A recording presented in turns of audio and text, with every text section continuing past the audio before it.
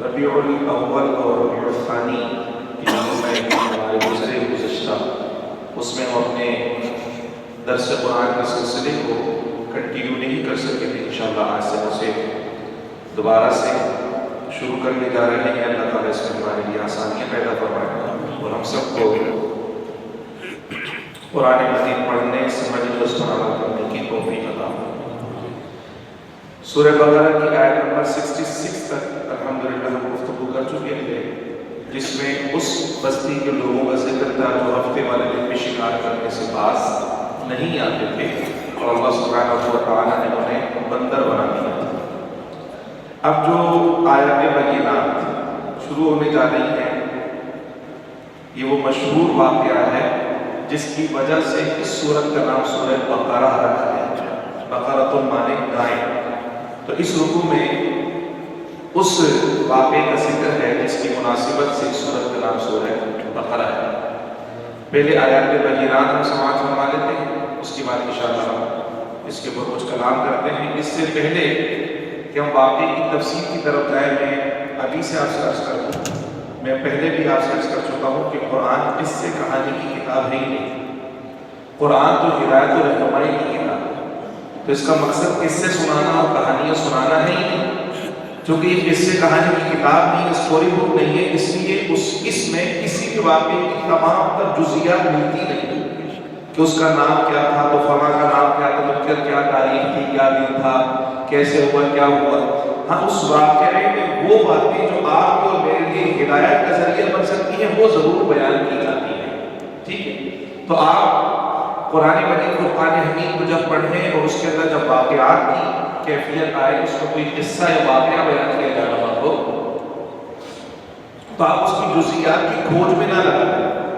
آپ اس واقعے کو اسی پس منظر میں سمجھنے کی کوشش کریں اس پس منظر میں قرآن میں اللہ نے بیان کیا.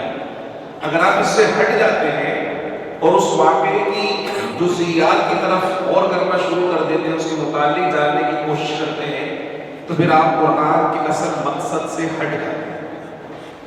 تو اس لیے بہت ساری چیزیں پھر ایسی ہوتی ہیں کہ جو چونکہ آپ کی سمجھ میں نہیں آئی تو وہ آپ کے لیے اس واقعے کو مشکوک بنا دیتی ہے.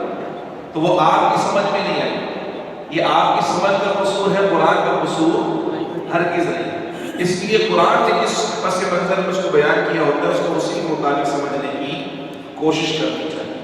پہلے آیات بینات ہم پڑھتے ہیں، پھر اس کے بعد انشاءاللہ واقعے کی طرف گفتگو کریں. اعوذ باللہ من الشیطان الرجیم. میں پناہ مانگتا ہوں اللہ کی شیطان قدوس سے. وَإِذْ قَالَ مُوسَىٰ لِقَوْمِهِ إِنَّ اللَّهَ يَأْمُرُكُمْ أَن تَذْبَحُوا بَقَرَةً. اور جب موسیٰ نے اپنی قوم سے فرمایا کہ اللہ تمہیں حکم دیتا ہے کہ ایک گائے ذبح کرو. قَالُوا أَتَتَّخِذُنَا هُزُوًا.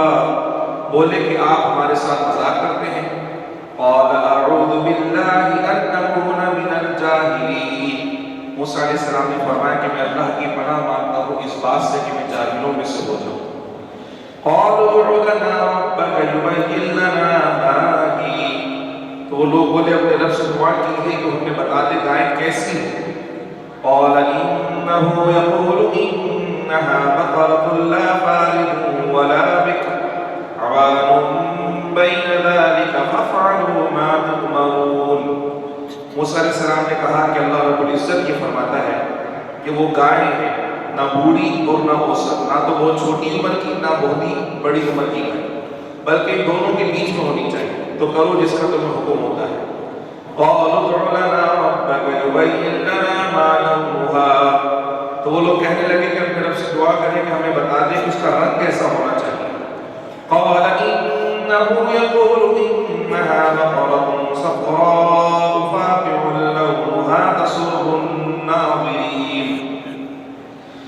موسیٰ علیہ السلام نے کہا کہ اللہ رب العزت فرماتا ہے کہ وہ پیلی گائے ہے جس کی رنگت گہری چمکدار، جو دیکھنے والوں کو اچھی لگتی ہے، بھلی لگتی ہے.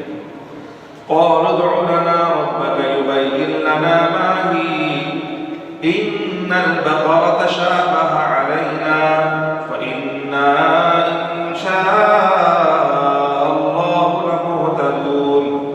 بولے اپنے رب سے دعا کیجیے کہ ہمارے لیے صاف بیان کر دے کہ وہ گائے کیسی ہے. بے شک گایوں میں ہم کو شبہ پڑ گیا ہے اور اللہ چاہے گا تو ہم ضرور راہ ہدایت پا جائیں گے۔ قال إنه يقول إنها بقرة لا ذلول تثير الأرض ولا تسقي الحرث۔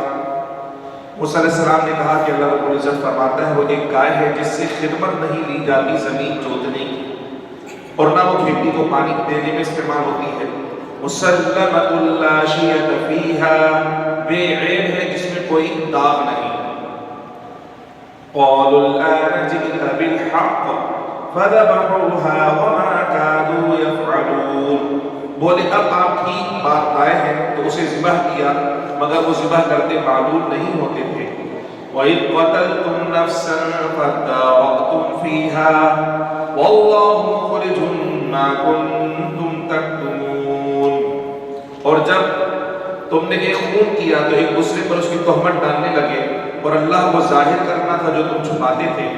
فَقُلْنَا اضْرِبُوهُ بِبَعْضِهَا كَذَلِكَ يُحْيِي اللَّهُ الْمَوْتَىٰ وَيُرِيكُمْ آيَاتِهِ لَعَلَّكُمْ تَعْقِلُونَ، تو ہم نے فرمایا اس مقتول کو اس گائے کا ایک ٹکڑا مارو اور اللہ یوں ہی مردوں کو زندہ کیا کرتا ہے اور تمہیں اپنی نشانیاں دکھاتا ہے تاکہ تم عقل والوں میں سے ہو جاؤ۔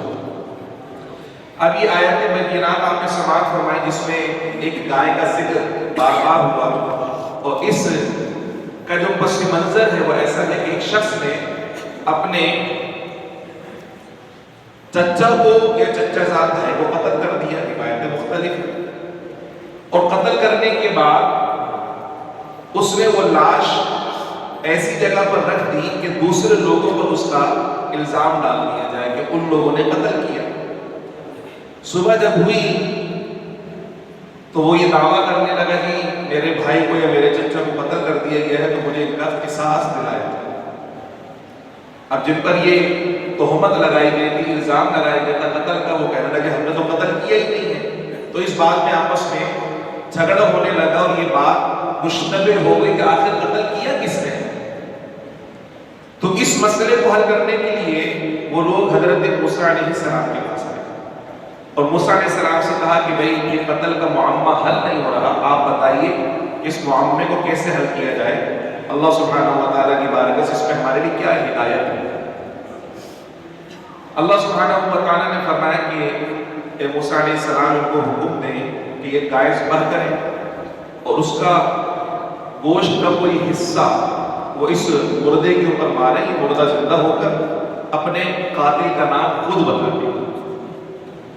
جب موسیٰ علیہ السلام نے اس قوم کو یہ کہا کہ آپ ایسا کریں کہ وہ گائے ذبح کریں اور اس کے گوشت کا ٹکڑا اس مردے کے اوپر مارے، یہ زندہ ہو کر اپنے قاتل کا نام بتا دے گا، تو وہ کہنے لگے یہ کیا بات ہے، ہم تو آپ کے پاس آئے تھے قتل کا معاملہ حل کروانے، آپ ایک نئے کام ہمیں کروانے۔ گائے کو ذبح کرنے کا اور اس کے قاتل کے نام معلوم کرنے کا اس میں کیا کنیکشن بنتا ہے؟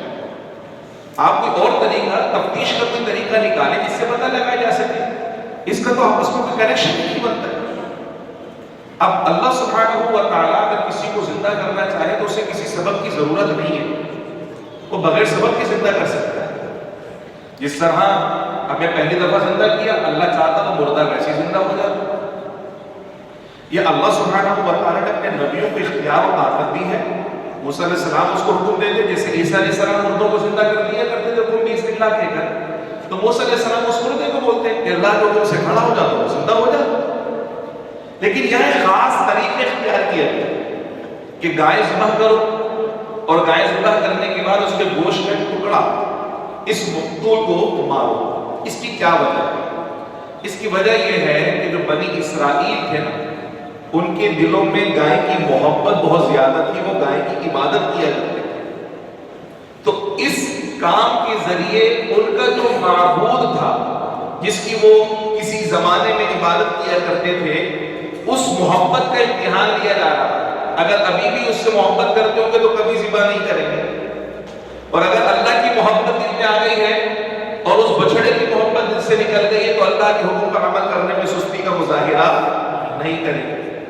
ہونا تو یہی چاہیے تھا کہ اب اللہ کے نبی نے جب حکم دیا اور کہا کہ کوئی مذاق نہیں کرے تو اللہ کی بارگاہ سے حکم ہے، تو ان کو کرنا یہی چاہیے تھا کہ کوئی بھی گائے لیتے، ذبح کرتے اور اس کے گوشت کا ٹکڑا اس مردے پہ مار دیتے۔ مگر انہوں نے ایسا کیا نہیں، اللہ کے نبی کے حکم پر اور اللہ کے حکم پر فی الفور عمل نہیں کیا، بلکہ اپنے لیے مشکلات پیدا کی۔ کہنے لگے اچھا اب گائے ذبح کرنی تو کون سی گائے ذبح کرنی ہے یہ بتائیے۔ اب سوالات میں اضافہ ہوا۔ پہلا جو سوال ہے ان کا وہ گائے کی عمر کے متعلق، یہ گائے کون سی ہونی چاہیے، کیسی ہونی چاہیے، اور موسیٰ علیہ السلام سے کہا کہ اپنے رب سے دعا کریں کہ ہم کو بتائیں۔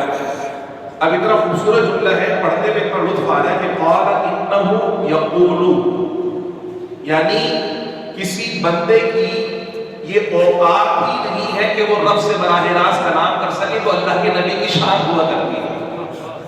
اتنا خوبصورت جملہ ہے، پڑھتے میں لطف آ رہا تھا مجھے کہ قال انہ یقول، اے لوگوں اللہ یہ فرما رہا ہے۔ اللہ کس سے فرما رہا ہے؟ اللہ اپنے نبی کے ذریعے اپنے بندوں سے گفتگو فرما رہا ہے۔ تو رب کا کلام اگر سننا ہے تو اس کا معتبر ترین ذریعہ صرف اور صرف ایک ہے، اور وہ اللہ کے نبی کی ساتھ ہوا کرتی ہے۔ کہا کہ اللہ یہ فرما رہا ہے۔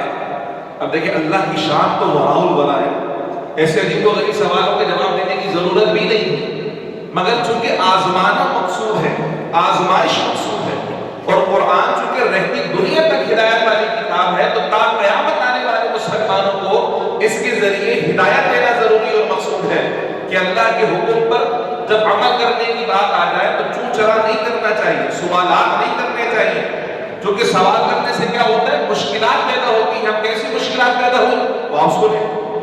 کہنے لگے کہ کیسی ہونی چاہیے؟ عمر کے متعلق پہلا سوال تو اللہ سبحانہ و تعالیٰ نے فرمایا نہ تو وہ بوڑھی ہونی چاہیے نہ وہ بچی ہونی چاہیے، درمیانی عمر کی جوان گائے ہونی چاہیے۔ اچھا جی، پھر کہنے لگے اچھا یہ بتائیں اس کا رنگ کیسا ہونا چاہیے؟ ماں لو لو۔ اب اس عمر کی بھی کتنی ساری گائے مل سکتی تھی نا آپ کو، کوئی سی بھی گائے ذبح کر دیتے، لیکن نہیں۔ پھر سوال اچھا بتائیں کہ رنگ کیسا ہونا چاہیے؟ اللہ سبحانہ و تعالیٰ نے فرمایا چمکتی ہوئی رنگت، چمکتی ہوئی رنگت والی، پیلی رنگت جو چمک والی ہوتی ہے وہ اس کی ہونی چاہیے۔ اچھا جناب، رنگ بھی پتہ چل گیا، اس رنگ کی بھی اور گائے مل سکتی تھی انہیں، مگر پھر تیسرا سوال کیا کہ لگے اس طرح کی اس عمر کی اور اس رنگ کی تو بہت ساری گائیں ہوتی ہیں، مزید اس کی کچھ کیٹیگری بیان کی جائے کہ اس میں اور کیا خاصیت ہونی چاہیے؟ تو فرمایا کہ وہ خدمت گزار گائے نہیں ہونی چاہیے، نہ تو کبھی ہل میں لگائی گئی ہو، نہ اس کے ذریعے کبھی کولوں پہ کام دیا گیا ہو، نہ کبھی اس کے ذریعے کھیتوں کو پانی دیا گیا ہو، کبھی اس سے خدمت نہ لی گئی ہو۔ اور دوسری چوتھی خاصیت اس کی یہ ہے کہ مسلمۃ بے عیب ہونی چاہیے، اس میں کوئی عیب نہیں ہونا چاہیے، اس میں کوئی داغ نہیں ہونا چاہیے۔ ایک سیدھا سا حکم تھا گائے ذبح کرنے کا، یہ 4 سوال کر کر انہوں نے اس کو اپنے لیے مشکل بنا دیا، کمپلیکیٹڈ بنا دیا۔ اب وہ ایسی گائے ڈھونڈنے لگ گئے، اپنے علاقے میں نہیں ملی، دوسرے علاقوں میں گئے، ادھر گئے، ڈھونڈ ڈھونڈ کے پریشان، ایسی گائے نہیں ملی۔ اب یہ گائے جس کے لیے اللہ سبحانہ و تعالیٰ نے کلاسیفیکیشن کر دی، یہ گائے صرف ایک ہی شخص کے پاس ہے، اور اس گائے کو بھی جو صاحب خزائن العرفان نے واقعہ نقل کیا، بڑا خوبصورت اور انتہائی دلنشین واقعہ نقل کیا کہ ایک شخص انتہائی نیکوکار و پرہیزگار آدمی اور تھا بھی غریب، اس کے پاس صرف ایک گائے تھی ایسی ہی جن کو مطلوب تھی، مگر وہ زمانے میں چھوٹی عمر کی۔ اس نے کہا کہ میری ایک ہی اولاد ہے، ایک ہی بیٹا ہے، اور اس بیٹے کو دینے کے لیے میرے پاس کوئی مال و دولت نہیں ہے، ابھی میرا بچہ بھی اس گائے کی حفاظت، اس بچیا کی حفاظت نہیں کر سکتا ہے۔ اس نے کیا کیا، جنگل میں وہ اپنا بچیا کا جو بچہ تھا وہ چھوڑا اور اللہ کے حوالے کیا کہ میں اپنی یہ امانت تیرے سپرد کر رہا ہوں، جب میرا بچہ بڑا ہو جائے، جوان ہو جائے، تو اس کو یہ واپس کر دے گا۔ جنگل میں چھوڑ دی۔ اب جب یہ لڑکا جوان ہوا تو اس کی والدہ نے اسے بتایا کہ تمہارے والد صاحب نے ایک بچیا کا بچہ جنگل میں چھوڑا تھا، اللہ کی امانت میں ہے، اور اب تم جا کر جنگل کے باہر کھڑے ہو کر یہ اناؤنسمنٹ کرنا، یہ کہنا کہ بھی ہماری جو گائے تھی ہمیں واپس کر دی جائے، تو اللہ سبحانہ و تعالیٰ دیکھا کہ کرم فرما۔ اب اندازہ لگا کہ جنگل میں اگر بچیا چھوڑی جائے تو کوئی واپس ملنے کے امکانات ہیں، وہاں تو اتنے سارے درندے موجود ہیں، شیر کھا جائے تو کچھ نہ کچھ کھائی جائے، لیکن چھوڑنے والے کا توکل اور بلانے والے کا توکل دیکھیے۔ چھوڑنے والے کا توکل اور بلانے والے کا توکل دیکھیے. اس نے جا کر جنگل کے باہر کھڑے ہو کر اعلان کیا اور وہ بچیا جیسے ان لوگوں کو مطلوب تھی وہ اس کو ملی. یہاں یہ بات میں آپ کو بتانا چاہتا ہوں کہ ہم سب پریشان ہوتے ہیں اپنی اولاد کے بارے میں کہ ہمیں کچھ ہو گیا تو ان کا کیا ہوگا, میں اگر مر گیا تو میرے بچوں کا کیا ہوگا. سوچتے ہیں, سوچتے کہ نہیں سوچتے؟ جو صاحب اولاد ہیں وہ سب کی سب سوچتے ہیں اس بارے میں کہ اگر مجھے کچھ ہو گیا تو میرے بچوں کا کیا ہوگا, یہ چھوٹے چھوٹے بچے کا کیا ہوگا, یا لڑکپن کی عمر میں ان بچوں کا کیا ہوگا, یہ بگڑ جائیں گے, کون ان کو کھلائے گا پلائے گا, کیا معاملات ہوں گے کیا نہیں ہوں گے. میں قرآن مجید فرقان حمید کا ایک یہ واقعہ اور ایک اور واقعے کی طرف بھی اشارہ کرتا ہوں. قرآن میں اللہ یہ بتاتا ہے کہ جو اللہ کا ہو جاتا ہے نا, اللہ اس کی نسلوں کی حفاظت کرتا ہے. اللہ خود اس کی نسلوں کی حفاظت کرتا ہے. ایک تو یہ واقعہ, اب اس کو ہم کنٹینیو کرتے ہیں. دوسرا واقعہ سورہ کہف کے اندر ہے, 16ویں سپارے میں حضرت موسیٰ علیہ السلام اور حضرت خضر علیہ السلام کا واقعہ بڑا مشہور ہے. تو وہ ایک علاقے کے اندر جاتے ہیں, وہ جو اہل علاقہ ہوتے ہیں ان کی ضیافت نہیں کرتے, مسافر ہونے کے باوجود کچھ کھانے کو نہیں دیتے, تو وہاں ایک دیوار گرنے والی ہوتی ہے. تو حضرت خضر علیہ السلام اس دیوار کو سہارا دے کر سیدھا کر دیتے, بالکل ٹھیک کر دیتے. تو موسیٰ علیہ السلام کہتے ہیں کہ آپ اس کے بدلے میں ان سے معاوضہ لے سکتے تھے, کہ آپ نے فری فنڈ میں ان کا کام کر دیا, یہ تو ہماری کوئی ضیافت نہیں کر رہے, آپ نے ایسا کیوں کیا؟ تو حضرت خضر علیہ السلام نے فرمایا, قرآن مجید فرقان حمید کے اندر ہے کہ وَأَمَّا الْجِدَارُ فَكَانَ لِغُلَامَيْنِ يَتِيمَيْنِ فِي الْمَدِينَةِ وَكَانَ تَحْتَهُ كَنْزٌ لَهُمَا وَكَانَ أَبُوهُمَا صَالِحًا. وہ بات یہ ہے کہ وہ جو دیوار تھی نا, اس دیوار کے نیچے دو غلام, دو یتیم بچوں کا خزانہ موجود ہے, اس کی حفاظت کے لیے دیوار تعمیر کی گئی تھی, اور دونوں بچوں کا جو باپ تھا نا وہ نیک آدمی تھا. فَكَانَ أَبُوهُمَا, اس نے اپنے بچوں کے لیے خزانہ چھپایا ہوا تھا, اور اس خزانے کی حفاظت کے لیے اللہ نے کس کو بھیجا؟ اپنے زمانے کے نبی کو بھیجا اللہ سبحانہ و تعالیٰ. جتنے بڑے بڑے اولیاء کاملین, حضرت خواجہ غریب نواز بچپن میں یتیم ہو گئے, حضرت بابا فرید بچپن میں یتیم ہو گئے, حضور صابر پاک بچپن میں یتیم ہو گئے, یہ بڑے بڑے اولیاء کاملین. مگر ان سب, حضور غوث اعظم بچپن میں یتیم ہو گئے, مگر ان سب کے والدین کیا تھے؟ وَكَانَ أَبُوهُمَا صَالِحًا. ان سب کے ماں باپ نیک تھے نا, تو اللہ نے ان کی نسلوں کو برباد نہیں ہونے دیا, اللہ نے ان کی نسلوں کو ضائع نہیں ہونے دیا, اللہ نے ان کی نسلوں کی حفاظت فرمائی ہے, اور ایسی حفاظت فرمائی کہ یہ سارے کے سارے یتیم درر یتیم بن گئے, چمکتے ہوئے تارے بن گئے, آفتاب و مہتاب بن کے مالک بن گئے. تو اگر آپ چاہتے ہیں کہ آپ کی نسلوں کی حفاظت ہو, تو آپ ان کے لیے مال جمع کرنے کے لیے فکر مند نہ رہے, اعمال جمع کریں, صالح بنیں, تقوی اختیار کریں, پرہیزگاری اختیار کریں, تو پھر دیکھیں اللہ سبحانہ و تعالیٰ آپ کی بھی حفاظت فرمائے گا اور آپ کی نسلوں کی بھی حفاظت فرمائے گا. اب جناب یہ گائیں ان کے پاس آ گئی, وہ گائے لے کر اپنی والدہ کی خدمت میں آیا. اس کی والدہ نے کہا کہ بیٹا اس کو بازار میں لے جاؤ, اور لے جا کر 3 دینار اس کی قیمت مقرر کی.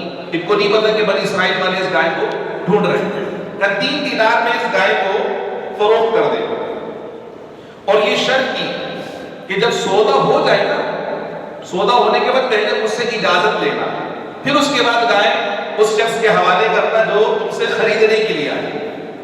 اب اس زمانے میں گائے کی جو قیمت تھی, اس زمانے میں جو مارکیٹ میں اس کی 3 دینار تھی. تو وہ جب جوان اس گائے کو بازار میں لے کر گیا بیچنے کے لیے, تو ایک فرشتہ خریدار بن کر آیا. اس نے گائے کی قیمت 6 دینار لگا, 3 دینار میں تو ویسے ہی بیچ رہا تھا, ڈبل قیمت لگا دی. اس نے کہا ٹھیک ہے, لیکن پہلے اپنی والدہ سے میں پوچھوں گا, اجازت دوں گا, پھر آپ کو بیچوں گا. اس فرشتے نے کہا اپنی امی سے نہیں پوچھو, اس کے بغیر ہی میں تمہیں 6 دینار دے رہا ہوں, مجھے فروخت کر دو. اس نے کہا نہیں, امی کی اجازت کے بغیر. آج کل لوگ پریشان ہیں کہ بچے ہماری بات ہی نہیں مانتے, اتنا فرما بردار کیسے ہو گیا؟ آپ اللہ کی نہیں سنتے تو آپ کی اولاد آپ کی کیسے سن لیں؟ آپ سنتے ہیں اللہ کی, آپ کرتے ہیں فرما برداری پروردگار کی. وہ آپ کو دیکھ رہی ہے کہ آپ اپنے رب کی نافرمانی کر رہے ہیں, تو آپ کی اولاد آپ کی کیسے فرما بردار ہو سکتی؟ اتنی فرما برداری. اس نے مزید قیمت بڑھا دی مگر شرط یہی رہی کہ اپنی والدہ کی اجازت کے بغیر میں نہیں بیچوں گا. آخر میں اس فرشتے نے اس کو یہ مشورہ دیا کہ دیکھو ابھی یہ گائے بیچنا نہیں, ابھی اس گائے کو بیچ رہے ہیں. کچھ لوگ ڈھونڈتے ہوئے اس گائے کو آ رہے ہیں. کہاں تو وہ گائے 3 دینار میں فروخت ہو رہی تھی. اس نے جب اپنی والدہ کی بات بتائی تو والدہ نے کہا کہ بیٹا جو خریدنے آیا تھا نا اس سے پوچھ رہے کہ اس کی قیمت ہم کتنی لگائیں, آپ ہی بتا دیجیے, کیونکہ وہ تو قیمت بڑھا رہا تھا. جب اس سے مشورہ ہوا تو اس نے کہا کہ گائے کی جو کھال ہے وہ بھر کر سونا مانگ رہا ہوں اس سے, گائے کی کھال بھر کر سونا اس سے طلب کرنا.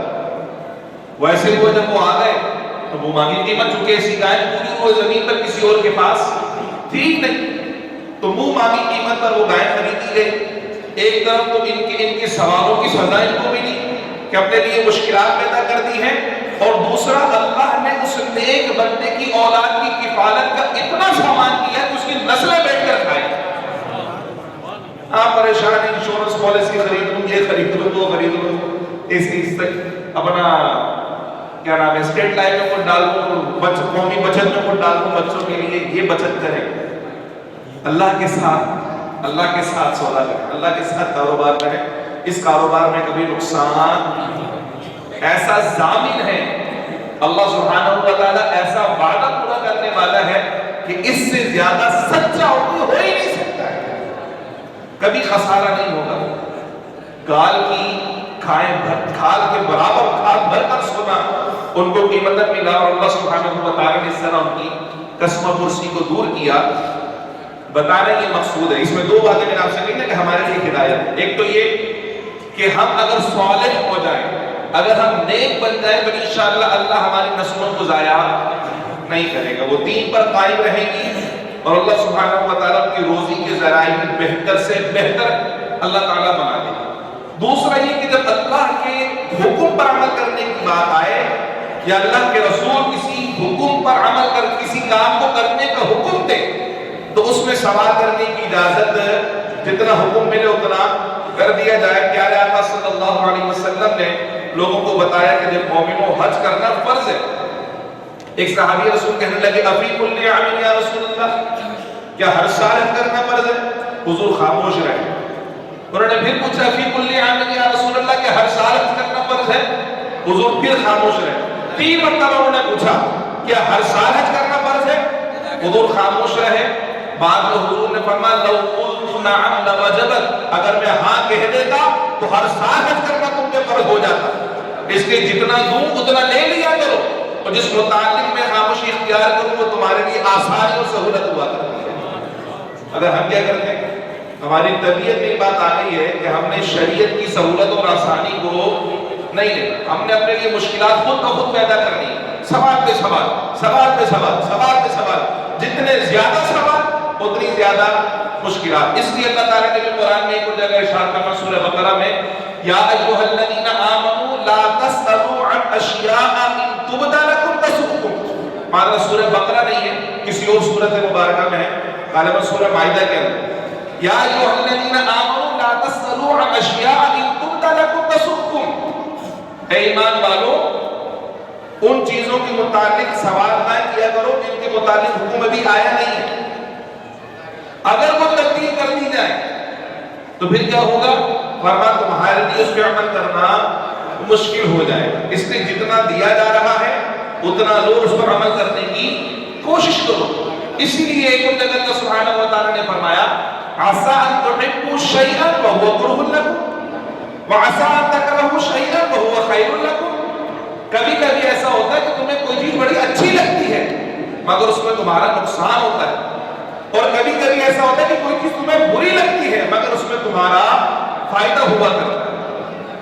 یہی کیفیت ہم روزمرہ روٹین میں دیکھ سکتے ہیں کہ کبھی ایسا ہوتا ہے کہ دوائی کڑوی ہے, ہمیں بری لگتی ہے مگر اس میں ہمارا فائدہ ہے.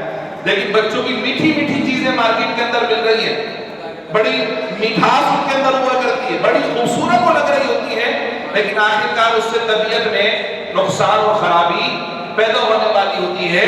تو یہاں پر یہ بتانا مقصود ہے اس واقعے سے اللہ سبحانہ و تعالیٰ بے شمار اس سے ہدایتیں اور واقعات اور نصیحتیں مل سکتی ہیں، لیکن دو بنیادی باتیں جو میں آپ کی بارگاہ میں عرض کرنا چاہتا تھا، پہلی یہ کہ صالح ہو جائیے، تقوی اختیار کریں، اللہ آپ کی نسلوں کو برباد انشاءاللہ کبھی بھی نہیں ہونے دے گا۔ اور دوسرا یہ کہ اللہ کے پاک کلام سے جو حکم آپ کو علماء بتا دیں کہ یہ کام کرنا ہے، اور جس نہج میں سکھا دے بس اتنا سیکھ کر عمل کرنے لگ جائے۔ اگر زیادہ سوال کریں گے تو اپنے لیے آپ مشکلات پیدا کر دیں گے، پھر آپ کے لیے عمل کرنا مشکل ہو جائے گا۔ تو یہ بڑا مشہور واقعہ ہے جس کو بڑے آسان انداز میں نے آپ کے سامنے بیان کرنے کی کوشش کی، اور اسی پس منظر میں بیان کرنے کی کوشش کی جو قرآن کا مقصود تھا۔ اگر میں اس کی جزیات پر جاتا تو میرے خیال سے 2-3 جملے تو آرام سے اس کے اوپر میں گزار سکتا تھا، مگر مقصود قصے اور کہانیاں سنانا نہیں ہے، مقصود قرآن سے ہدایت اور رہنمائی دینا ہے۔ اللہ کریم آپ کو مجھے عمل کرنے کی توفیق عطا فرمائے۔